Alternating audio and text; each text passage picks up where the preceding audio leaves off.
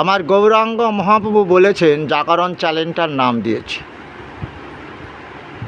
হে কাজী।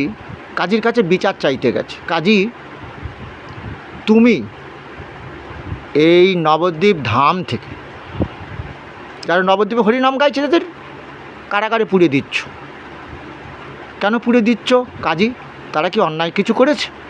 বলছেন না, আপনাদের ওই পণ্ডিত সমাজ আমাকে সে জানাচ্ছে, কিছু আমাদের মুসলমান ভাইও সঙ্গে এনেছে, ওরা বুঝতে পারলাম, ওদের কথায় ওরাও এসেছে, ওদের কথাই এসেছে যে মরা চামড়া, ওরা শব্দ সহ্য করতে পারে না, কারণ আমাদের খোলটা মরা চামড়া, পশুর চামড়া দিয়ে তৈরি হয় খোল। আচ্ছা, ওরা বাজায়, পণ্ডিত সমাজ বলে ওরা বাজায় এত জোরে জোরে না, আর হরে কৃষ্ণ বলে, আমরা ত্রিসন্ধ্যা গায়ত্রী মন্ত্র জপ করতে পারি না, অসুবিধা হয় আমাদের। মুসলমান ভাইরা কিছু বলছে, আমি বলবো না ওটা মুসলমান ভাইদের দোষ, কারণ পণ্ডিতরা তাদের সঙ্গে এনেছে যাতে হরিনামটা বন্ধ করা যায়।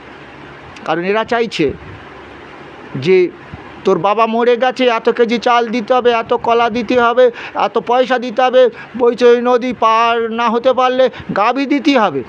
আচ্ছা বলো তো ভাই, বৈতরণী নদী পার করাতে কি কেউ পারে?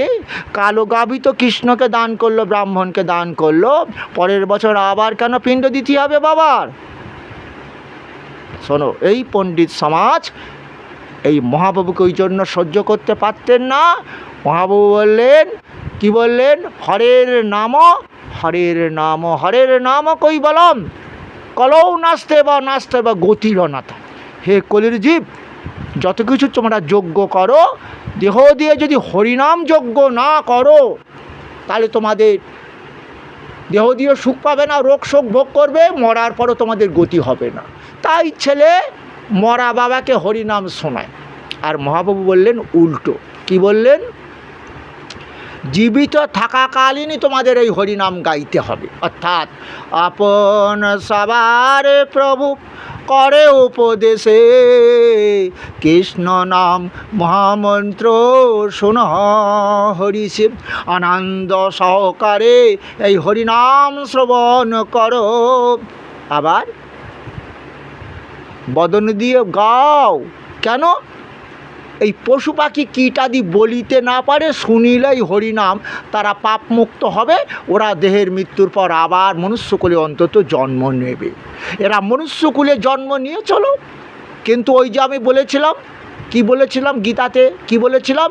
ঊর্ধ্বং গচ্ছতি সত্যস্ত, ঊর্ধ্বলোকে যাবে সৎকর্ম যারা করে তাদের আত্মা। জঘন্য গুণাবৃত্তিস্য অধগচ্ছন্তি তমসা, জঘন্যমূলক দ্বারা দেহ দিয়ে কর্ম করবে তাদের অধগতি কৃমি কীট আদিকুলে আমি কৃষ্ণ আবার জন্ম দেব। কেন? মৃত্যু সর্বহরস্য, আমি কৃষ্ণ মৃত্যু দিয়ে থাকি, মৃত্যুর পর আমি তার আত্মা দিয়ে নূতন দেহ তৈরি করি। তাহলে এবারে ওদের ওই দেহ যে তৈরি করেছি আমি, কৃমি কীটাদিকুলে জন্ম দিয়েছি পশুকুলে, ওরাও এই কলিযুগ যে মহামন্ত্র হরিনাম শ্রবণ করছে, ওরাও পাপমুক্ত হবে, আবার অন্তত মনুষ্যকুলে ওদের জন্ম হবে। তা ওরা শুনছে, ওরা বলতে পারে না, কিন্তু যারা বলতে পারে, শ্রবণং কীর্তনং প্রভু বিষ্ণু শরণং, যে বিষ্ণু তোমাদের পালন করছেন, ওই বিষ্ণুর ভক্তদের বলে বৈষ্ণব। যেমন বৈষ্ণব হতে হয়, যেমন মুসলমান ঘরে কেউ জন্ম নিলে মুসলমান হয়ে জন্মায় না, তাকে মুসলমানই করা হয়। কোরআন এরপরে ও মুসলমান যখন হয়ে যায়, কোরআন পাঠ করে, 5 ওয়াক্ত আল্লাহ মালিকের নাম করে। কেন? কোরআন বলছে যে পড়িলে নামাজ খোদা পাবে, ছাড়িলে নামাজ দোজকে যাবে। আল্লাহ মালিকের যারা নাম করে, দেহ দিয়ে 5 বার করে, তাদের দেহটা পবিত্র হয়ে যায়, ওটা পাপের দেহ নয়। তাই তারা ওই দেহটাকে মাটির তলায় দেয়। আমাদের সনাতন ধর্মের যারা এই দেহ দিয়ে হরিনাম সংকীর্তন করে না, গীতা ভাগবত শ্রবণ করে না, দেহটা পাপের দেহ, তাই দেহটাকে পুড়িয়ে দেওয়া হয়। কিন্তু এটাও ভগবান হরিদাসকে দিয়ে শিক্ষা দিয়ে গেছে, যে হরিদাস যে 3 লক্ষবার হরিনাম গাইতো, দেহ পাপমুক্ত নিজে করেছিল। বোঝা গেল?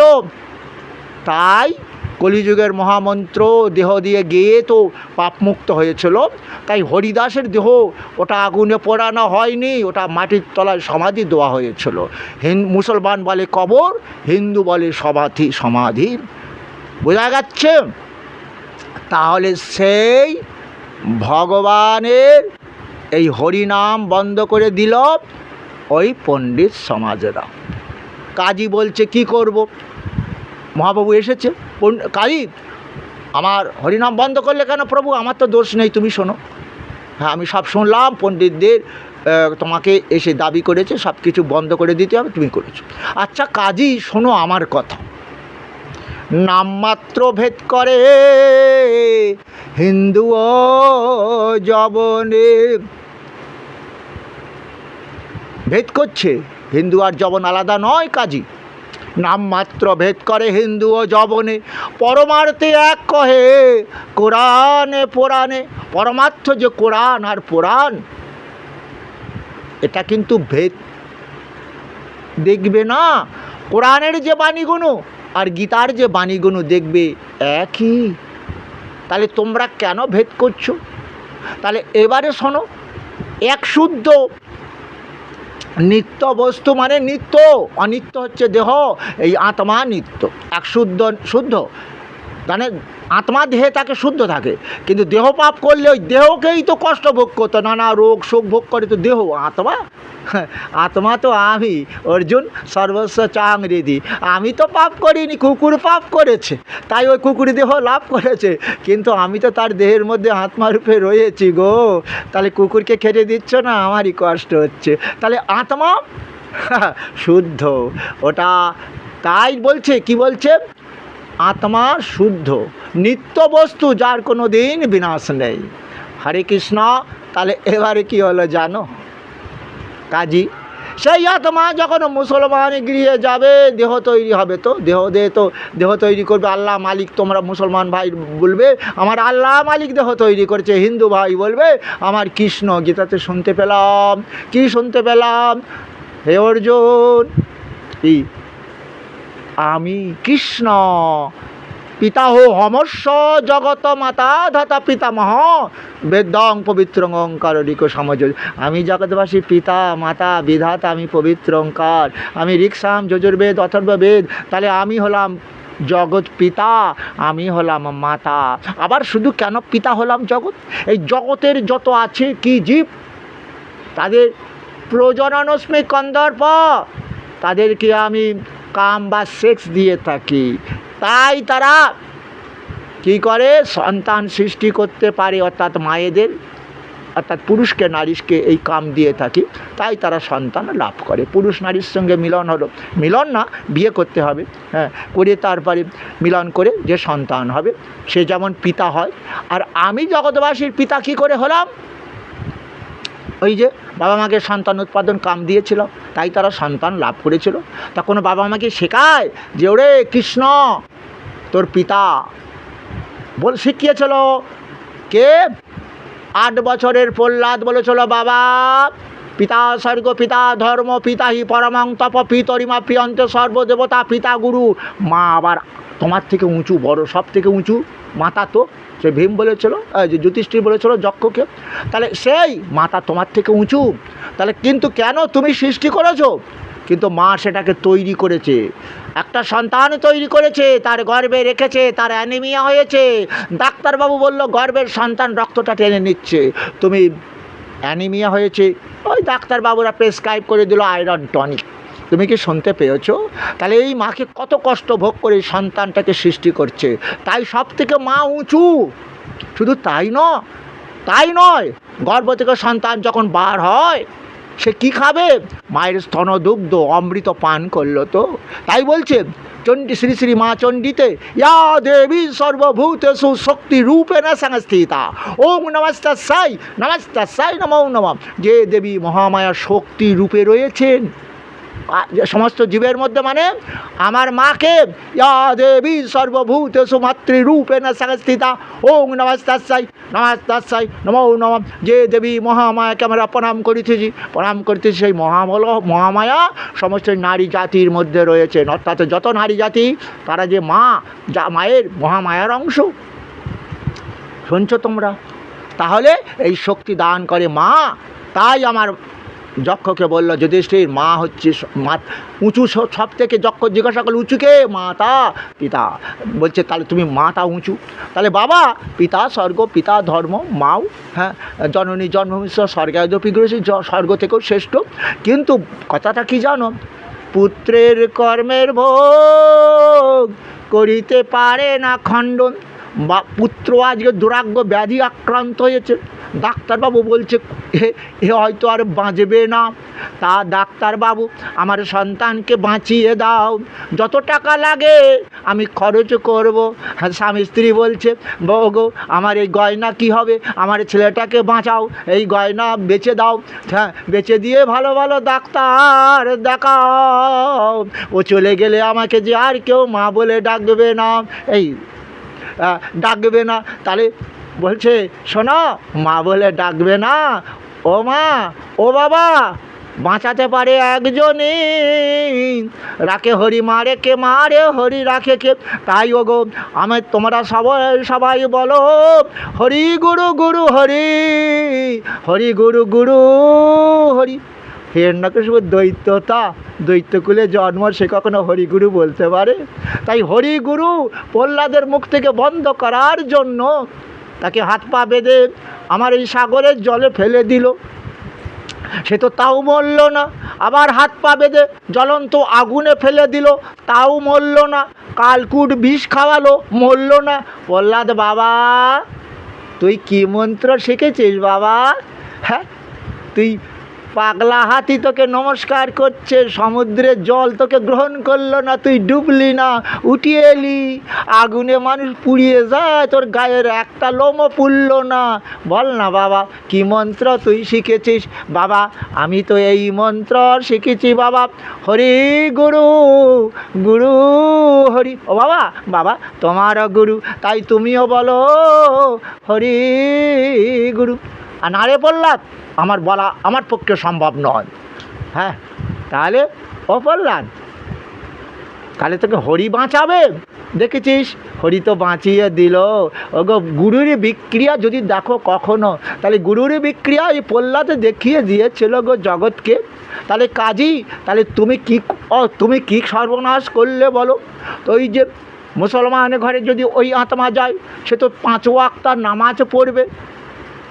কারণ বলেছি আগে মুসলমান হয়ে জন্মায়নি, মুসলমান করো তারপরে। তাই গৌরাঙ্গ মহাপ্রভু কি বলছে, কাজী তুমি ভুল করেছো। তাহলে হিন্দু যারা সনাতন ধর্মের যারা লোক নিশ্চয়ই তারা কলিযুগের মহামন্ত্র হরিনাম গাইবে, তাহলে তুমি কেন সেই হরিনাম বন্ধ করে দিলে বলো কাজী? বলো শোনো কাজী, তাহলে এইবারে শোনো, জল আর তুমি বলো পানি, হিন্দু বলে জল আর পানির মধ্যে যেমন প্রভেদ নাই, তেমনই তোমার ওই আল্লাহ ভগবানের মধ্যে পার্থক্য নাই, আর হিন্দু মুসলমানের মধ্যে কোনো ভেদ নেই। দেখবে তোমরা এটা প্র্যাকটিক্যাল দেখবে, একজন মুসলমান ভাই রক্তের প্রয়োজন, সে বলছে কি এই আমি মুসলমানের রক্ত চাই, মুসলমানের রক্ত দে। হ্যাঁ কেন হিন্দু বলবে যে এই ডাক্তার বলেছে রক্তের প্রয়োজন, ব্লাড ব্যাঙ্কে চলে যাবে। ডোনেশন তো একজন মুসলমানও করেছিল, একজন মুচি ম্যাথরও করেছিল। আমাদের হিন্দুদের মধ্যে ভেদাভেদ সেটা মহাপ্রভু সব এক করে দিয়েছে। আমরা সবাই বৈষ্ণব কৃষ্ণের সন্তান, তাই আমাদের মধ্যে ভেদ নেই। কিন্তু মুসলমান ভাইদের মধ্যে আবার একটা নতুন জিনিস সৃষ্টি হচ্ছে, শিয়া সুন্নি। হ্যাঁ এই যে সেই শিয়ারাও তো সেই নামাজ পড়ে, আল্লাহ মালিককে আশ্রয় করে, সেই একই চাঁদের তলায় বসে সেই চাঁদ তারাতে নিয়ে করে। এই যে 1 মাস ধরে রোজা হয়, সুন্নিরাও করে। হ্যাঁ তাহলে এবারে কি বলছে, কাজী শিক্ষা দিয়ে কাজীকে শিক্ষা দিয়েছে। তাহলে এইবারে কাজী বলল প্রভু আমি ভুল করেছি।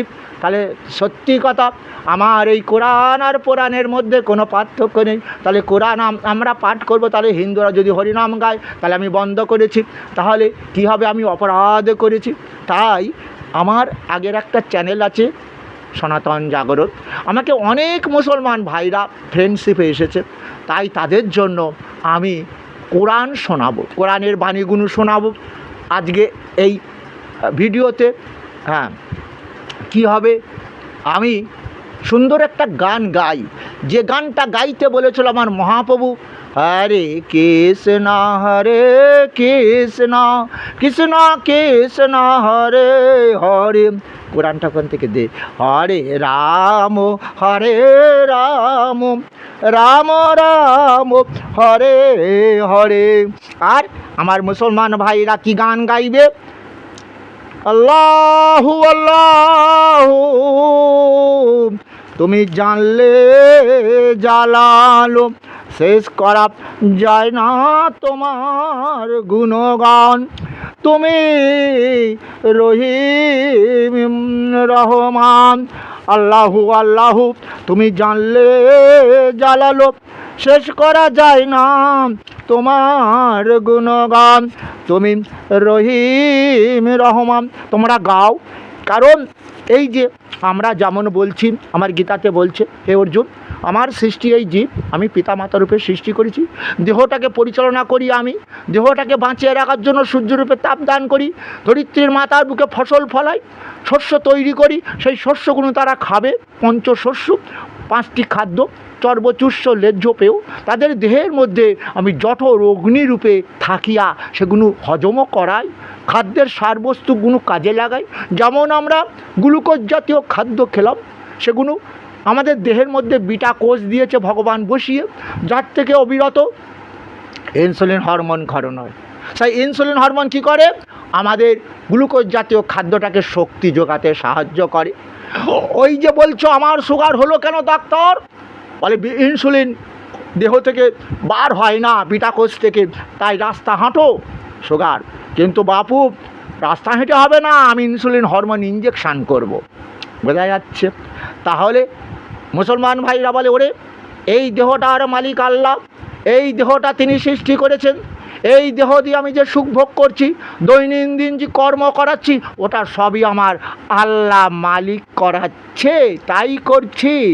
তার কৃপা ছাড়া গাছের একটা পাতা নড়ে না, তার কৃপা ছাড়া ফল ফুল আসে না। আমার ঠাকুর রামকৃষ্ণ বলেছিলেন, যত মত তত পথ। তিনিও একই ব্যাখ্যা করেছেন। তিনি কি করেছেন, লুঙ্গি পরে নামাজও পড়েছেন মসজিদে গিয়ে।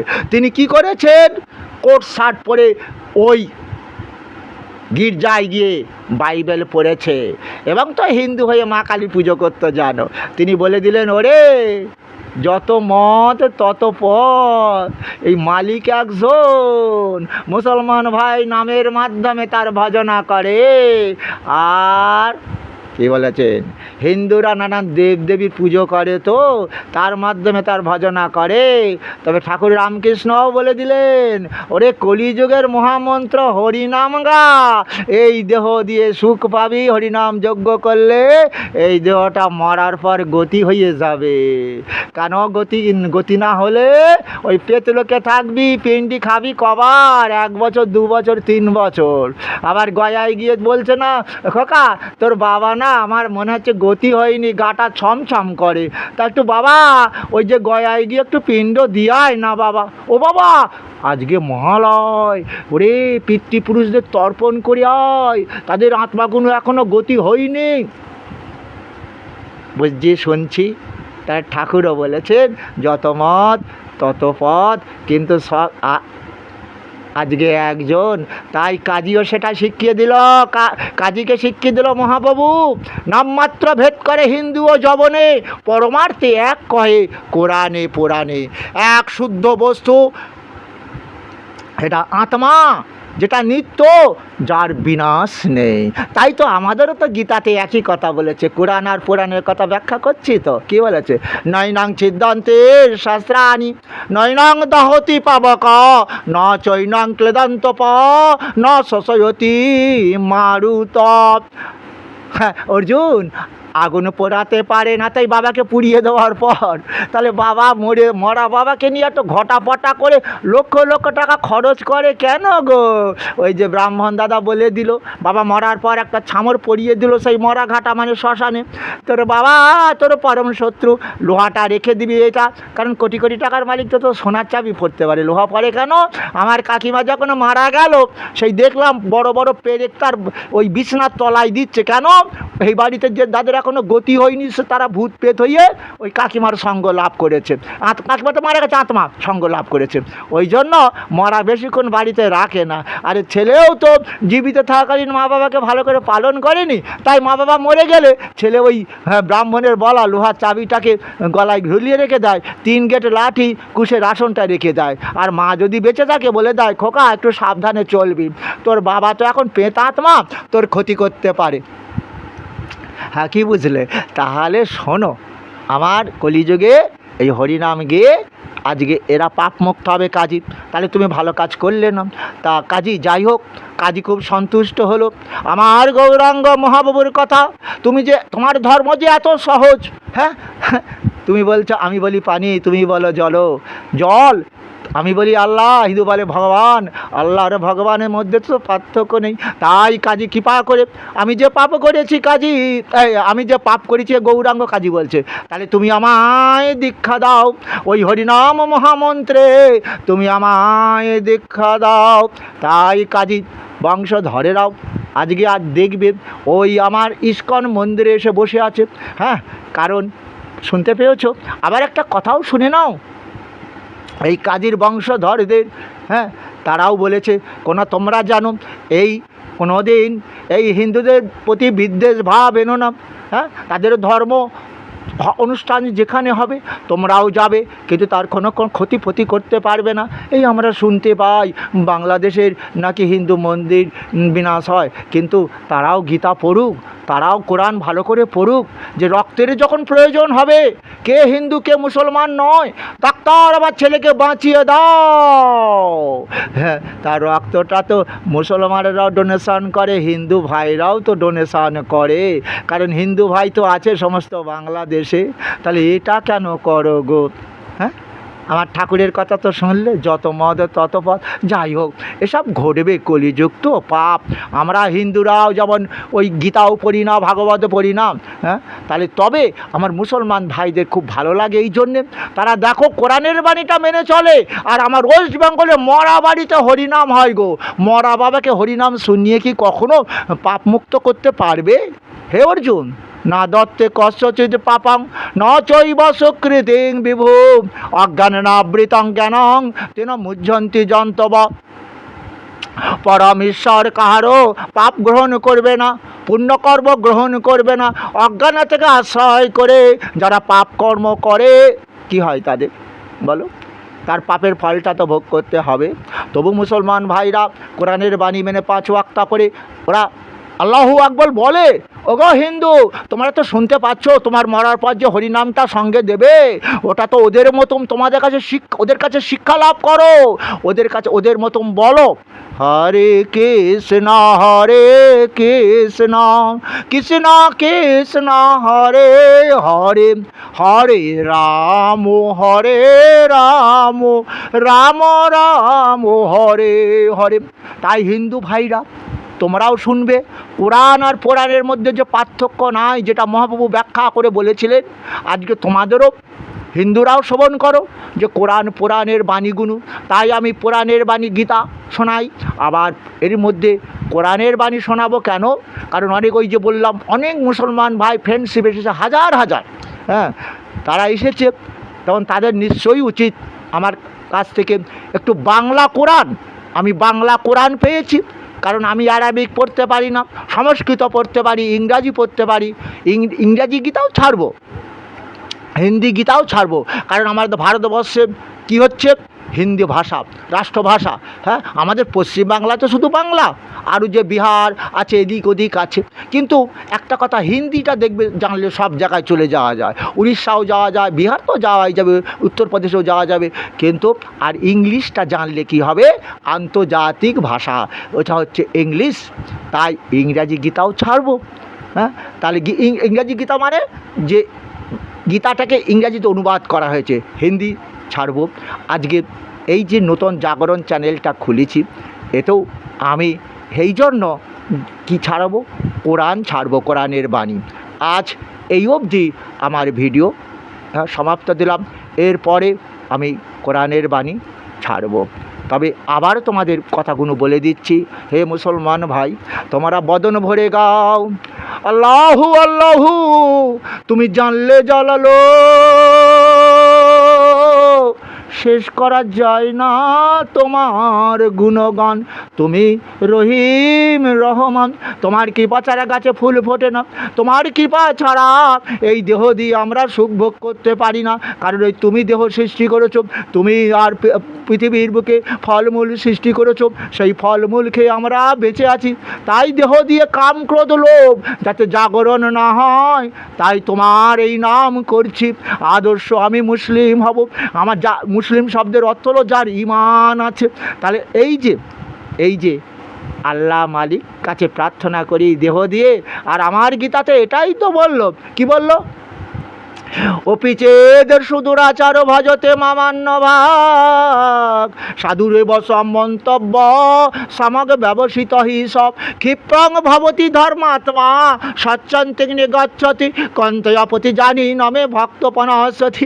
অতি দুরাচার পাপী ব্যক্তি অর্জুন ও অনেক রোগ শোক কষ্ট ভোগ করছে, ও যদি আমার ভক্ত হয়, অর্থাৎ আমার ভক্ত, আমার মহাপ্রভু কী বললেন? ওটা তো গীতাতে বললেন দাপরে। মহাপ্রভু কী বললেন?